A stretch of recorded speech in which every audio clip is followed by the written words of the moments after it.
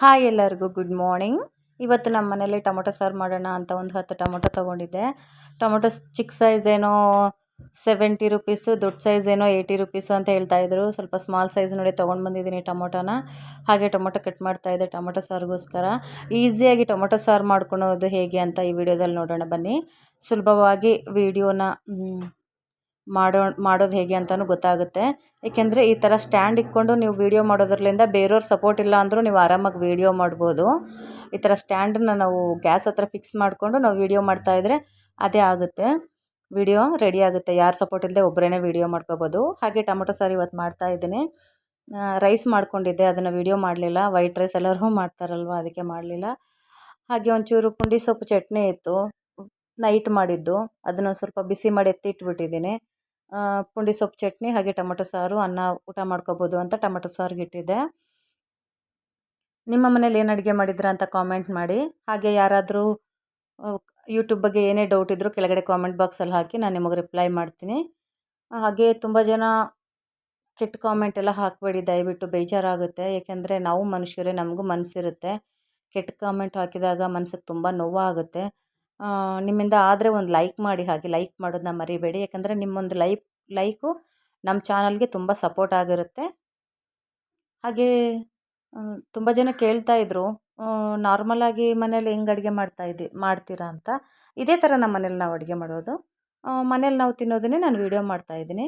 ಹಾಗಂತ ಎಲ್ಲ ಡೈಲಿ ಮಾಡೋಕ್ಕಾಗಲ್ಲ, ಯಾವಾಗೋ ಫ್ರೀ ಇದ್ದಾಗಷ್ಟೇ ವೀಡಿಯೋ ತೆಗಿತೀನಿ. ಡೈಲಿ ವೀಡಿಯೋ ತೆಗಿಯೋಕ್ಕೆ ಟೈಮ್ ಸಿಗಲ್ಲ. ಅದಕ್ಕೆ ನಾನು ಅಷ್ಟೊಂದು ತೆಗಿಯಲ್ಲ, ವೀಡಿಯೋಸ್ ಎಲ್ಲ ಜಾಸ್ತಿ ತೆಗಿಯಲ್ಲ.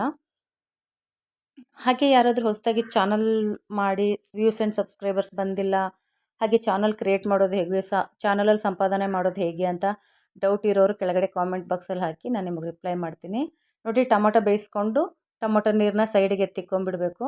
ಟೊಮೊಟೊನೂ ಎತ್ತಿ ಸೈಡಿಗೆ ಇಕ್ಕೊಬೇಕು. ಆಮೇಲೆ ಪಾತ್ರೆಯಲ್ಲಿ ಒಗ್ಗರಣೆ ಹಾಕ್ಕೊಬೇಕು. ಒಗ್ಗರಣೆಗೆ ಎಣ್ಣೆ ಹಾಕ್ಕೊಂಡು ಸಾಸಿವೆ, ಜೀರಿಗೆ, ಈರುಳ್ಳಿ ಹಾಕ್ಕೊಂಡು, ಒಣಮೆಣ್ಸಿನ್ಕಾಯಿ ಹಾಕ್ಕೊಂಡು ಒಗ್ಗರಣೆ ಹಾಕ್ಕೊಬೇಕು. ಒಗ್ಗರಣೆ ಹಾಕ್ಕೊಂಡು ಈ ನಾವು ನೀರಿನಿಂದ ತೆಗೆದಿಟ್ಟಿರೋ ಟೊಮೊಟೊನ ಜಾರ್ಗೆ ಹಾಕ್ಕೊಂಡು ರುಬ್ಕೋಬೇಕು.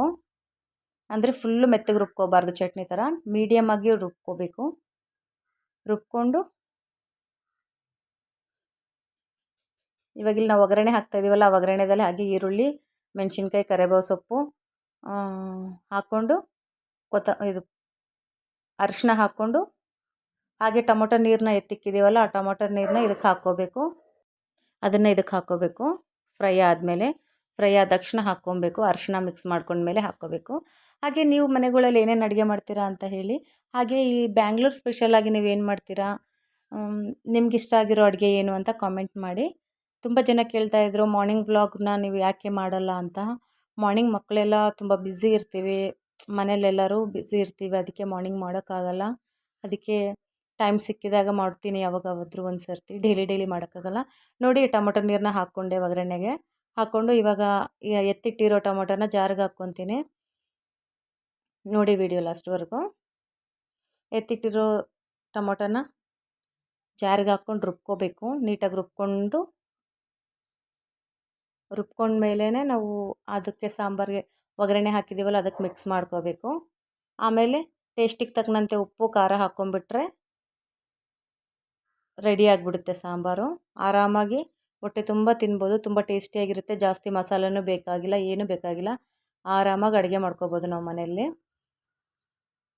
ಈ ಥರ ಸಿಂಪಲ್ ರೆಸಿಪಿಗಳು ಆರಾಮಾಗಿ ಮಾಡ್ಕೋಬೋದು. ಸಿಂಪಲ್ ರೆಸಿಪಿಗಳು ಮಾಡ್ಕೊಳೋದು ತುಂಬ ಈಸಿ. ಆದರೆ ತುಂಬ ಜನಕ್ಕೆ ಗೊತ್ತಿರಲ್ಲ ಅಷ್ಟೇ ಹೇಗೆ ಮಾಡಬೇಕು ಅಂತ. ಹಾಗೆ ಅದರಲ್ಲಿ ಇನ್ನೊಂದು ಸ್ವಲ್ಪ ನೀರು ಮಿಕ್ಸ್ ಮಾಡ್ಕೋಬೇಕು. ಯಾಕೆಂದರೆ ಅದು ತುಂಬ ಗಟ್ಟಿ ಥರ ಆಗಿದೆ, ಚಟ್ನಿ ಥರ. ಅದರಲ್ಲಿ ಸ್ವಲ್ಪ ನೀರು ಮಿಕ್ಸ್ ಮಾಡ್ಕೋಬೇಕು. ನಾನು ನೀರು ಮಿಕ್ಸ್ ಮಾಡಿರೋ ವೀಡಿಯೋನ ಹಾಕಲಿಲ್ಲ, ಎಡಿಟಲ್ಲಿ ಕಟ್ಟಾಗಿಬಿಟ್ಟಿದೆ. ಸ್ವಲ್ಪ ಒಂದು ಗ್ಲಾಸ್ ನೀರು ಹಾಕ್ಕೊಬೇಕು. ಆಮೇಲೆ ಉಪ್ಪು, ಖಾರ ಟೇಸ್ಟಿಗೆ ತಕ್ಕನಂತೆ ಹಾಕ್ಕೊಬೇಕು. ಹಾಕ್ಕೊಂಡು ಮುಚ್ಚಳ ಹಾಕ್ಕೊಂಡು ಇಟ್ಕೊಂಡು, ಆಮೇಲೆ ನೋಡಿ ಈ ಥರ ಬೇಯ್ದಾದ್ಮೇಲೆ ಆಫ್ ಮಾಡ್ಕೋಬೇಕು. ಆಫ್ ಮಾಡಿಕೊಂಡ್ರೆ ನಮ್ಮ ರಸಮ್ ರೆಡಿ. ಟೊಮೊಟೊ ಸಾರು ಅನ್ಬೋದು, ಟೊಮೊಟೊ ರಸಮ್ ಅನ್ಬೋದು. ಲೈಕ್ ಮಾಡಿ ಹೋಗಿ. ಹಾಗೆ ಸುಲಭವಾಗಿ ವಿಡಿಯೋನ ನೋಡಿದ್ದೀರಾ.